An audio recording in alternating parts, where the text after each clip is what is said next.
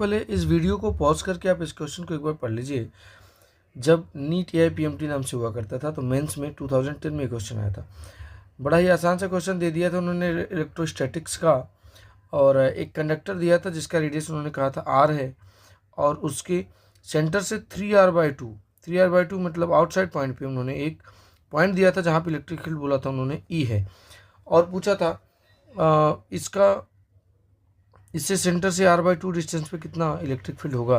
तो conducting cell है, spherical shell है, या कोई भी कंडक्टर के अंदर इलेक्ट्रिक फील्ड लाइन्स पास नहीं होती, या net electric field inside conductor हमेशा 0 होता है। तो r/2 मतलब सेंटर के अंदर, मतलब सरफेस के अंदर ही है, तो इनसाइड पॉइंट पे तो वैसे भी आंसर 0 था।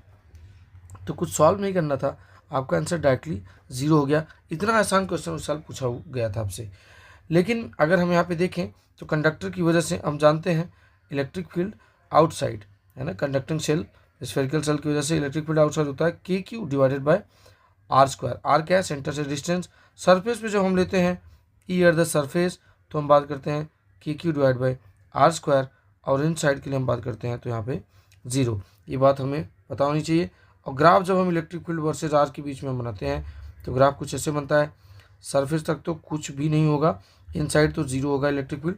तो बस ग्राफ शुरू होता है जब r की वैल्यू r हो जाए, मतलब रेडियस, तो वहाँ पे कितना हो जाएगा KQ बाय r², और वो इन्वर्सली प्रोपोर्शनल टू r² है। तो इसी तरीके से आपका ग्राफ होगा ऐसे, बस ये रहा।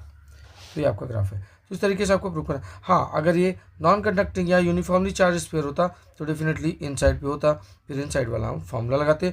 नॉन कंडक्टिंग हो चाहे कंडक्टिंग हो, आउटसाइड और सरफेस वाले फार्मूले में कोई फ़र्क नहीं पड़ता। और ऐसे क्वेश्चन को जो हम डील करते हैं, अगर इनसाइड नहीं पूछा होता तो पहले जो गिवन डेटा है उससे हम, जैसे ई आउट दिया हुआ था तो यहाँ पे ई लिखते, और r की वैल्यू 3r/2 है तो स्मॉल r की जगह 3r/2 रखते, तो यहाँ से KQ की वैल्यू आ जाती, और जहाँ पे पूछेगा वहाँ के लिए का फॉर्मूला लिख के KQ की जगह ये पुट करना होता है।